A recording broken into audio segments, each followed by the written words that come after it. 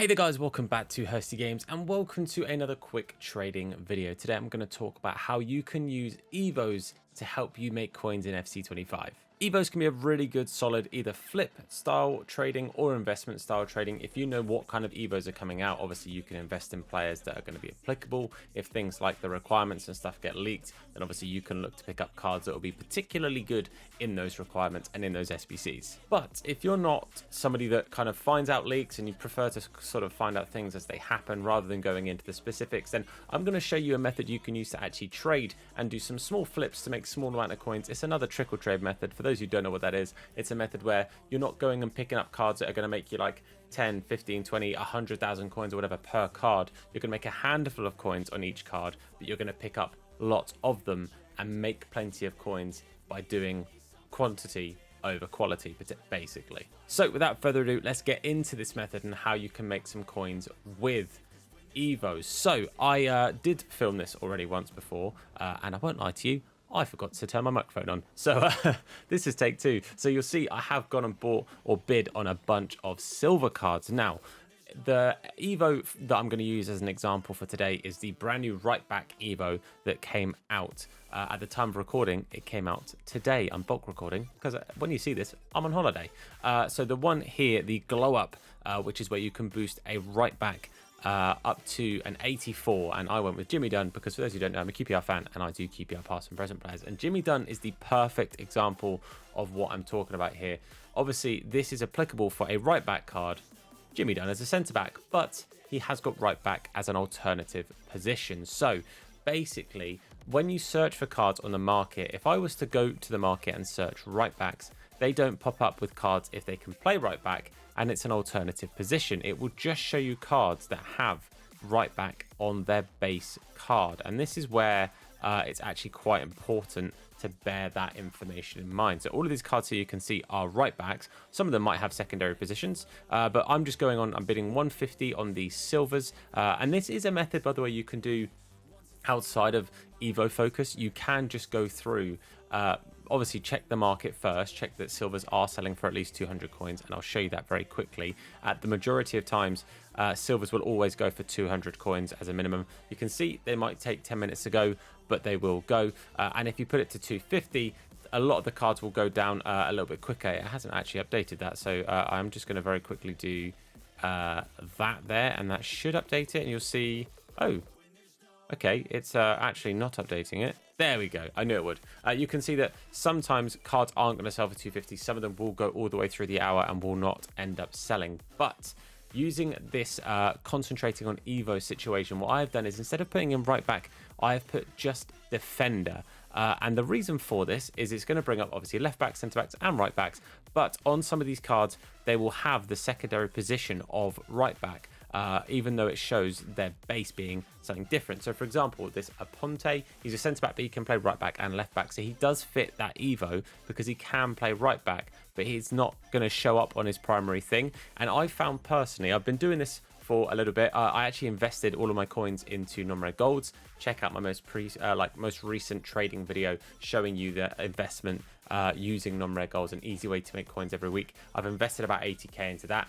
So I had about 10k on my account and I wanted to just do a little bit of flip trading, and I've gone from 10,000 coins to 50,000 coins in an hour or so. I've just been editing videos and I've had things rendering, and I've just been watching some YouTube while that's been going on, and I've just been doing this in the background. Silvers, defenders, 150 max price. Do not bid 200 coins because some of those cards are only going to go for 200 coins, and then you're going to end up losing cards on each coins on each card, sorry. But 150 as your maximum. Do not bid above that. There will be plenty of cards that will already have bids on them, and there will be some that you actually get outbid on. That is going to happen. Yunsuk Ging, by the way, ex-QPR. What are the chances? But basically, you're going to go ahead and bid on them, and as many as you win, fantastic. Like I say, you will get outbid on some. It will happen, but the more you bid on, the more you're going to win. I didn't bid on Van der Beek. I was just checking his price. But let's go and sort all of these cards out here. So as you'll see, not all of these cards are going to have the right back on them, but basically the plan of action here is I know that all of these cards will guarantee go for 200 coins. If I've bought them 150, I'm selling at 200 coins. I'm losing 10 coins on tax, so I'm making 190 coins, 40 coins per card. Maths, you're very welcome. But that's if I buy them at 150 and sell them at 200. Some of these cards are going to go for more than that. So basically, you're adding coins every single time. You can see I've won 37 cards. Let's just, for the sake of maths being a little bit easier, say I won 10. I'm making 40 coins a card. I made 400 coins on those 10 cards. So again, super quick maths here. I've made just under 1.5k or just over 1.5k from those cards there. And that's taken me next to no time at all to go and bid on those cards. And that's if they all sell at 200 coins. Some of these cards will go for more than that. So I'm going to make more than 1.5k in a very short period of time. And again, it's super easy to do this and just sort of be doing other things in the background. Like you could be watching a streamer, check out Twitch, check out TikTok. I'm there. Hi. You could be watching a YouTube video. Hint, hint. Or you could just be doing your own thing. Like I say, I sit and I edit videos that I'm going to upload, have them rendering in the background or uploading to YouTube, and I sit and do some trading in the background. But basically, you just want to check their price. I wouldn't use the feature on here where it shows you their average prices because I find them pretty inaccurate. It includes bids as well as buy nows, and it also doesn't take into account if people are like transferring coins from account to account, because some people will buy cards that they've got on other accounts to send. It's not worth using that in my opinion. I would still use the triangle and search through them. So you can see there was one at 250. So if I want him to go pretty much instantly, I'll list him at 200. I'm happy to wait the 15 or 20 minutes or whatever, and if he doesn't sell, I'll just relist him again, or I'll jump it down to 200 and I know that he'll sell. But basically, just go through every single card, see what the cheapest is, and then either go less by 50 or list it for equal to what the cheapest is. So you'll see a lot of these. You can see 400 is the cheapest, 300. 300, I'm going to list her at 250. I'm pretty confident that she will go for that. But concentrating on the Evos side of this and using the Evos to make you the coins, that is basically where the filter of just searching Defender. So for example, Thorgensen here might not go because I don't know how her card will look post being Evoed. So she might not go for extra, but she will go for at least a 200, potentially 250. But it's the cards where you pick them up and it doesn't have right back on their primary. So Palmer here, for example, he's a centre back, but he does fit the right back Evo. There is a chance he might go for a little bit more. So 350 was the cheapest. I could list him for 300 and he's the cheapest on the market. So instead of making 40 coins profit there, 15 coins on tax, 150 sold for. So I'm making 135 coins on this one card. If I'd managed to pick up a bunch of different cards that had this same situation where it says centre back, right back is a secondary position, and I'm making triple the coins on that one card, as in instead of making 40 coins profit, I'm making over 120 coins profit. Do you see what I'm saying? All of a sudden it picks up a little bit quicker. So using those Evos to sort of find those little filters can be helpful. You might find rogue leagues like this where actually people aren't particularly using the Super League. You think, who's using Super League cards? People who support this team could very easily be wanting to get this guy for their Evo. 600 coins is the cheapest that we have seen on that card. So I'm going to list him at 400. I've undercut by 200, and he's hopefully going to go for that little bit extra there. But also just players who have the secondary positions anyway. This guy might end up going for a little bit more, even though it says right back. Somebody might be using him as a centre mid, getting the boosts that you get for that right back Evo on a centre mid card. This card would actually be really, really nice. It'll be a really, really tasty little upgrade for that card. So if you find somebody that happens to be a fan of this team or is Swedish and is wanting to specifically do Swedish Evos and stuff, you see there 300.